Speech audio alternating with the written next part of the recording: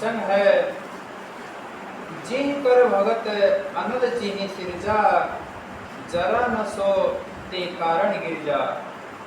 अर्थ है, शिव जी कहते हैं, ए पार्वती, विभीषण जिसका भक्त था उसी की आग भी थी।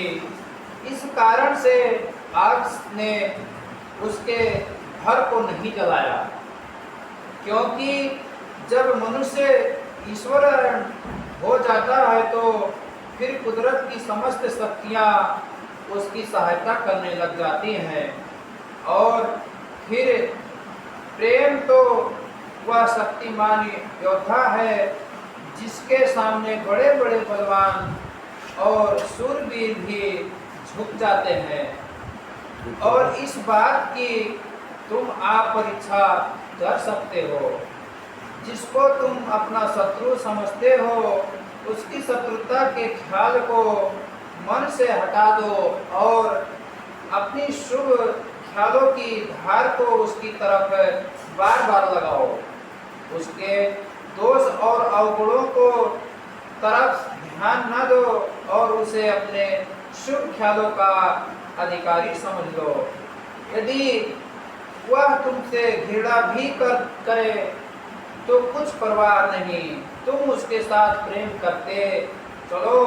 थोड़े दिनों के अंदर तुम इसका परिणाम आप ही देख लोगे। दम के दम में उस शत्रुता का तथ्य पलट जाएगा और तुम उसी घृणा को अति सुंदर प्रेम के रूप में बदला हुआ पाओगे। यह संसार दुखों का स्थान क्यों बना हुआ है? सब कुछ पास रखते हुए भी प्राणी दिन रात बक बक झक झक में लवलीन रहते हैं। किसी को कोई शांति का श्वास लेना नसीब नहीं होता। इसका कारण भी यही है कि उनमें प्रेम नहीं है। यदि उनमें प्रेम की आदत आ जाए तो यह सब बाल बच्चे, कुटुंब, परिवार, इज्जत, हुकूमत और समान खुशी का कारण बन जाएगा। जिसे तुम संसार कहते हो यह वास्तव में है क्या? प्रेम के न होने का नाम ही संसार है और संसार कुछ भी नहीं है। जरा सूर्य को उदय होने दो, अंधेरा आपसे आप छुप जाएगा। अंधेरा वास्तव में कोई वस्तु नहीं है। सूर्य के न होने का नाम ही अंधेरा है। जैसे सूर्य के उदय होते ही अंधकार भाग जाता है, जैसे बाज के आते ही छोटे छोटे पंछियों में भगदड़ मच जाती है, जैसे ज्ञान के प्रकाशित होते ही अज्ञान का नाश हो जाता है, ऐसे ही हृदय में प्रेम की अग्नि प्रज्वलित होते ही मलिन वासनाएं पतंगों के समान आग से आग जल जाती हैं। इसीलिए स्वभाव में सदा प्रेम और प्यार की आदत डालनी चाहिए। इसमें कुछ धन का खर्च नहीं है। जिससे बातचीत करो, हंसी और मुस्कुराहट के साथ करो, प्यार और प्रेम के रूप में करो। जब ऐसी आदत हो जाएगी तो तुम अपने आसपास की संपूर्ण सृष्टि को सुंदरता के रूप में पाओगे। या दूसरों के प्रसन्नता का कारण है क्या है?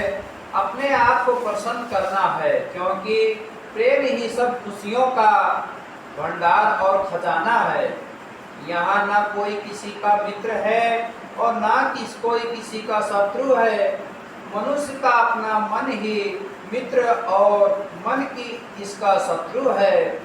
श्री कृष्ण जी महाराज गीता के 6ठे अध्याय में फरमाते हैं, उद्रेतत्मना मान नात्मन वासायदेत आत्मय हात्मय नो बंधुरात्मय रिपुरातम।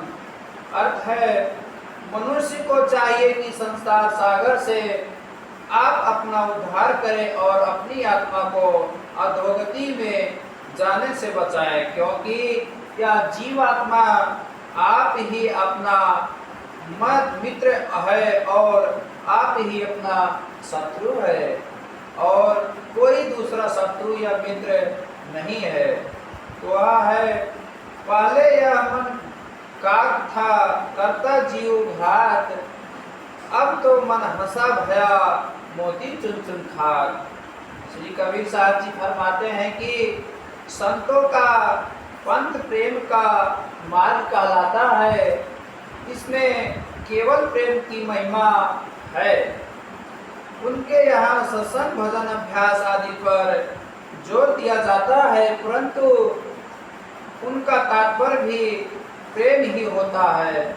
तुम देखते हो, प्रेम व श्री रामचंद्र जी महाराज ने भिल्ली के जूठे में खाए। लोग प्रेमियों को बावला कहते हैं, परंतु वे बावले नहीं होते हैं, वे बड़े समझदार होते हैं। लोग आप बावले हैं जो उनको बावला कहते हैं। जिस वन के अंदर सबरी विलमी रहती थी, उसमें बड़े बड़े विद्वानों और तपस्वियों के आश्रम भी थे, जो आपने आपको अति पवित्र और भजनीय मानते थे, और भिल्ली को घृणा भी की दृष्टि से देखते थे कि यह नीच और अपवित्र वंश की स्त्री है। यहाँ तक कि उसको देखना भी पाप समझते थे। परंतु श्री रामचंद्र जी महाराज ने सबको ठुकरा कर उस भिल्ली की कुटिया को ही भगवान भाग्यमान बनाया और सबका मान तोड़ दिया। जब आप भिल्ली के आश्रम पर पधारे तो भिल्ली हाथ जोड़कर प्रार्थना करने लगी। चौपाई में कहते हैं, पाड़ी जोरी आगे भई ठाड़ी, प्रभु ही बिलो की प्रीति अति बाड़ी। कई विधि स्तुति कर तो तुम्हारी, अधम जाति में डर माती भारी। अधम ते अधम अधम अति नारी, तीन माह में मति मंद गंवारी। कई रघुपति सुनो भामिनी बाता, मानो एक भक्ति करना था। श्री रामचंद्र जी फरमाते हैं, अर्थ है दोनों हाथ जोड़कर आगे खड़ी हो गई। अपने भगवान के दर्शन करते ही प्रेम की कोई सीमा ना रही। गड़ होड़ के गाबाड़ी से काटी है, पर वो मैं अधम जाति और जड़ बुद्धि वाली किस प्रकार आपकी स्तुति करूं। स्त्री वैसे ही अधम होती है, परंतु मैं तो अधम से भी अधम और नीच से भी नीच, मंदमती और गंवार हूँ। आपकी महिमा किस सुख ये गायन करूं। आपने अपार दया की है, जो इस दासी को अपने मन में जगह दी है। तब भगवान कहते हैं, ए प्यारी मेरी बात को सुन, मैं तो केवल एक भक्ति का नाता मानता हूँ। बोलो जयकारा बोल मेरे श्री गुरु महाराज की जय।